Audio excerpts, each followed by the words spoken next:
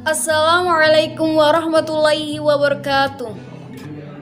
Kami dari kelompok 10 ingin mempresentasikan tentang analisis hasil tes, tingkat kesukaran, dan tingkat daya pembeda.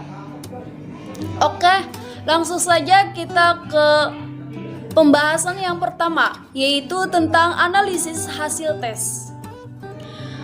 Oke, pembahasan yang pertama yaitu tentang analisis hasil tes. Kata analisis berasal dari kata analisa. Penggunaan kata ini mempunyai arti kata yang berbeda, tergantung bagaimana kita menempatkannya. Dalam konteks bahasa analisa ini berarti memeriksa tentang secara menyeluruh mengenai struktur bahan. Dalam laboratorium bisa juga diartikan dengan meneliti zat dalam penelitian. Analisis merupakan sebuah aktivitas yang membuat kegiatan memilah, mengurai, membedakan sesuatu untuk digolongkan dan dikelompokkan menurut kriteria tertentu. Lalu ditaksir makna dan kaitannya. Tujuan dari analisis yaitu untuk mengumpulkan data yang pada akhirnya data-data tersebut bisa digunakan untuk berbagai keperluan pelaku analisis. Biasanya akan digunakan dalam menyelesaikan krisis atau juga konflik, atau bisa saja hanya digunakan sebagai arsip. Sedangkan pengertian dari analisis tes adalah salah satu kegiatan dalam rangka berkonstruksi tes untuk mendapatkan gambaran tentang mutu tes, baik mutu keseluruhan tes maupun mutu tiap butir soal atau tugas.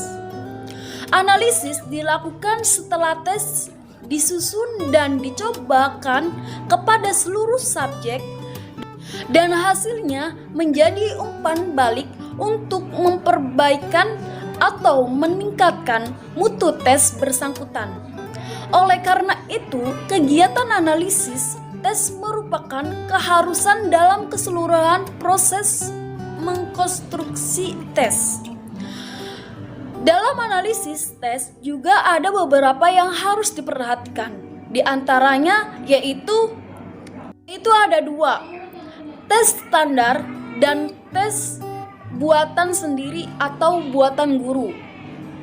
Pengertian dari tes standar yaitu tes yang disusun oleh suatu tim ahli atau disusun oleh lembaga yang khusus menyelenggarakan secara profesional.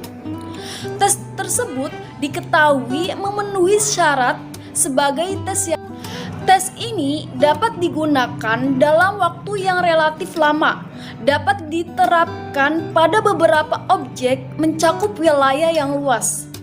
Standar untuk siswa dapat dimaksudkan sebagai suatu tingkat kemampuan yang harus dimiliki bagi suatu program tertentu. Sedangkan pengertian dari tes buatan sendiri atau buatan guru ialah suatu tes yang tidak terlalu penting dipersoalkan, validitasnya, reliabilitasnya, dan lazimnya disusun oleh guru tanpa bantuan para ahli di bidang tes. Guru yang sudah banyak berpengalaman mengajar dan menyusun soal-soal tes juga masih sukar menyadari bahwa tesnya belum sempurna. Oleh karena itu, karena yang paling baik adalah secara jujur melihat hasil yang diperoleh oleh siswa. Secara teoritis, siswa dalam satu kelas merupakan populasi atau kelompok yang keadaannya heterogen. Dengan demikian, maka apabila dikenai sebuah tes, akan tercermin hasilnya dalam suatu kurva normal. Adapun 4 cara untuk menilai tes yaitu: yang pertama, meneliti secara jujur soal-soal yang sudah disusun. Yang kedua, mengadakan analisis soal. Yang ketiga, mengadakan checking validitas. Yang keempat, mengadakan checking reliabilitas. Kemudian yang ketiga yaitu kegunaan tes standar dan tes buatan guru. Kegunaan tes standar yaitu yang pertama, membandingkan presentasi belajar dengan pembawaan individu atau kelompok. Yang kedua, membandingkan tingkat prestasi siswa dalam keterampilan di berbagai bidang studi untuk individu atau kelompok. Yang ketiga, membandingkan presentasi siswa antar berbagai sekolah atau kelas. Yang keempat, mempelajari perkembangan siswa dalam suatu periode waktu tertentu.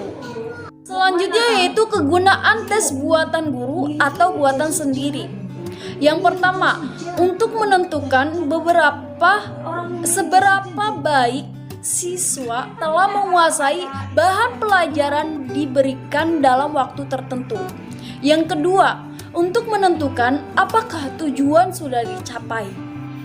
Yang ketiga, untuk memperoleh suatu tes. Cukup sekian dari saya. Kurang lebihnya mohon maaf. Wabillahi taufiq wal hidayah. Wassalamualaikum warahmatullahi wabarakatuh. Baik, selanjutnya tentang analisis tingkat kesukaran. Soal yang baik adalah soal yang tidak terlalu mudah dan tidak terlalu sulit.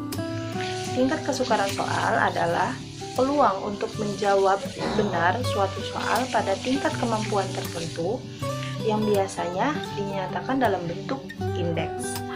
Nah, untuk indeks tingkat kesukaran soal ini pada umumnya dinyatakan dalam bentuk proporsi yang besarnya sekitar 0,00 sampai 1,00. Jika suatu soal memiliki tingkat kesukaran 0,00, nah berarti siswa tidak ada yang bisa menjawab soal tersebut dengan benar.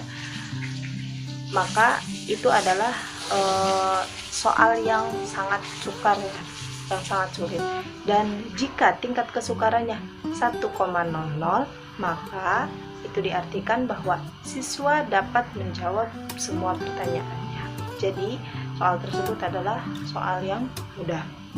Nah, jadi gini, semakin besar indeks tingkat kesukaran yang diperoleh dari hasil hitungan itu menandakan semakin mudah soal tersebut.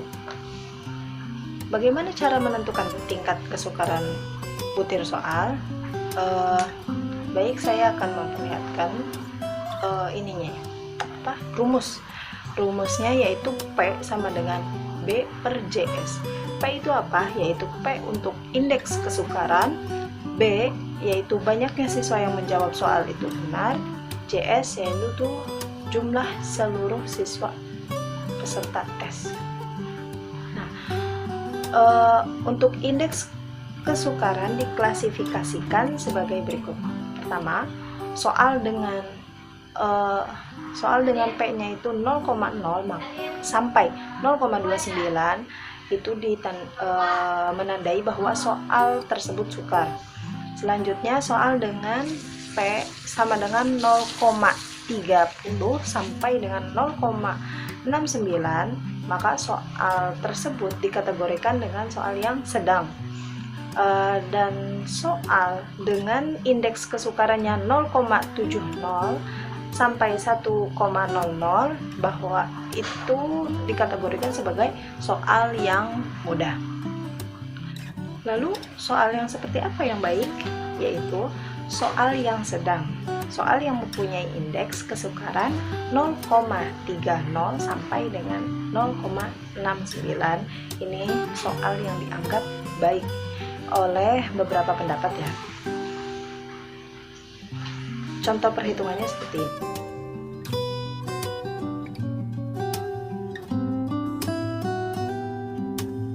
Selanjutnya tentang fungsi tingkat kesukaran butir soal. Biasanya dikaitkan dengan tujuan tes. Misalnya untuk keperluan ujian semester, maka digunakanlah butir soal yang memiliki tingkat kesukaran sedang. Sedangkan untuk keperluan seleksi digunakan butir soal yang memiliki tingkat kesukaran yang tinggi. Warahmatullahi wabarakatuh. Nama saya Detia Fitriani. Di sini saya akan menjelaskan tentang gaya pembeda soal. Gaya pembeda soal merupakan kemampuan soal membedakan antara siswa pandai atau kelompok atas dengan siswa yang kurang pandai atau kelompok bawah. Walkitri menyebutnya sebagai diskriminasi. Satu item yang baik jika soal tersebut lebih banyak dijawab oleh kelompok atas, maka itu lebih baik daripada dibandingkan dengan yang dijawab benar oleh kelompok bawah. Taksiran daya pembeda dari tes hasil belajar yang berbentuk pilihan ganda dengan 4 pilihan jawaban dilakukan dengan membandingkan jumlah siswa pandai yang menjawab benar dan jumlah siswa yang kurang pandai yang menjawab dengan benar. Adapun rumus yang digunakan adalah D sama dengan BA per JA kurangi BB per JB. Keterangan JA bermakna jumlah peserta tes kelompok atas, JB bermakna jumlah peserta tes kelompok bawah. BA bermakna banyak kelompok atas yang menjawab dengan benar, sedangkan BB bermakna banyak kelompok bawah yang menjawab dengan benar. Sekian dari saya. Terima kasih. Wassalamualaikum warahmatullahi wabarakatuh.